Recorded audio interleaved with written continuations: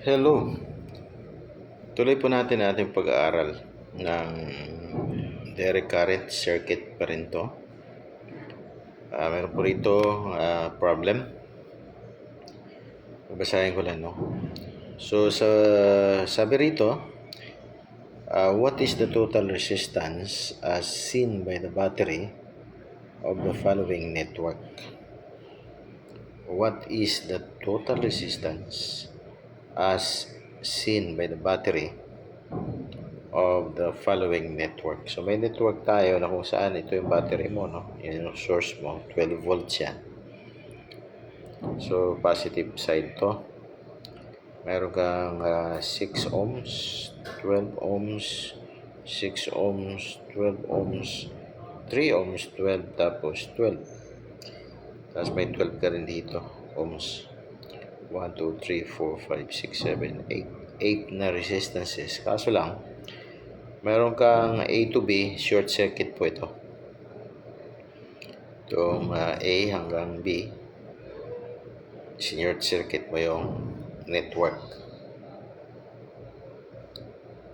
So, ano po yung ating gagawin dyan, no?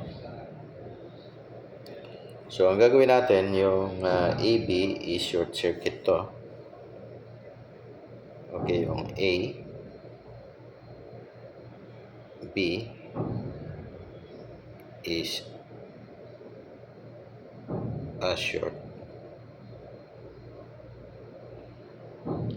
short circuit. Ibig sabihin, nagsalubong yung current mo, no? Circuit. Pinagdikit mo yung dalawang wire. In this case, itong wire na to, saka yung wire na yan, pinagdikit mo kasi dinugtong mo yung A and B. So, nag-short circuit siya. Therefore, yung rest of the network current does not contribute to the resistance. So, ang ibig sabihin, na kapag ka nag-short circuit ka dyan, itong mga resistances na to, wala na yan. It will not contribute to the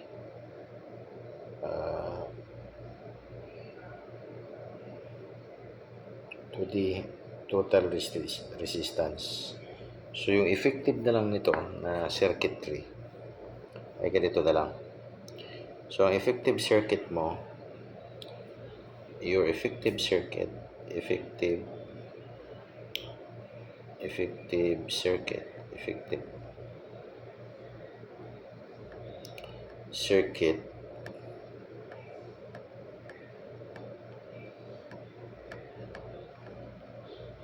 ay ganito na lang. So, meron kang voltahe. Okay, you will have like this. Yan. May resistance ka rito. Meron kang resistance dyan. Meron kang junction na A, B. Okay, tapos meron kang resistance dito. Bumabasa dyan. And then, your A, bumalik lang dito. The negative side ng battery. This is your 12 volts. Okay. And this is gonna be your R1. Ito na yung R1 mo, which is 5 ohms.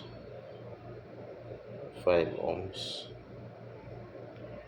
Ito na yung R2 mo. Ito.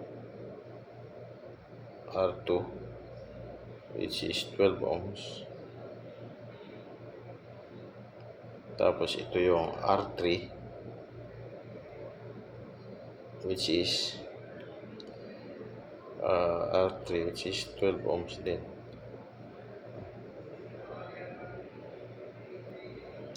So, hindi naman, sorry, 6 pa itong R1. 6. 6 ito ang kamali lang. 6 yan. Yan bago to 6, 12, 12. Tapos 12. Ito yung 12 mo. Tapos 12, 12 din. So, ganito na siya. Okay? Ito na yung ating so, meron ka ano rito, no? Kung isusolve natin to, meron kang series parallel. Let's go to the next slide. And so, yung RT mo,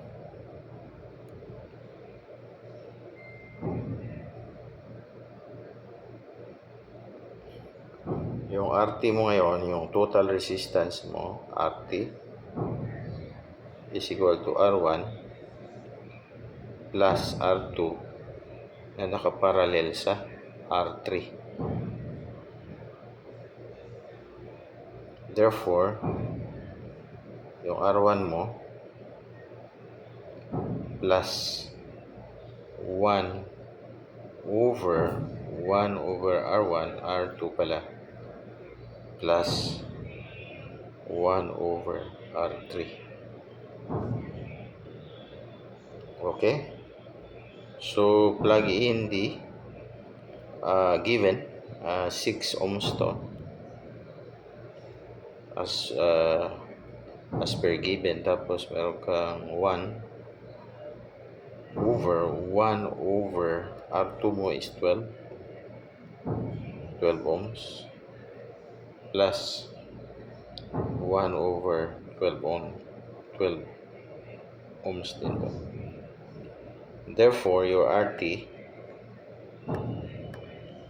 is equal to 6 plus 6 ohm plus ito, yung intern na to, become 6 ohms. So that is equal to 12 ohms. Okay? So yun lang. Thanks.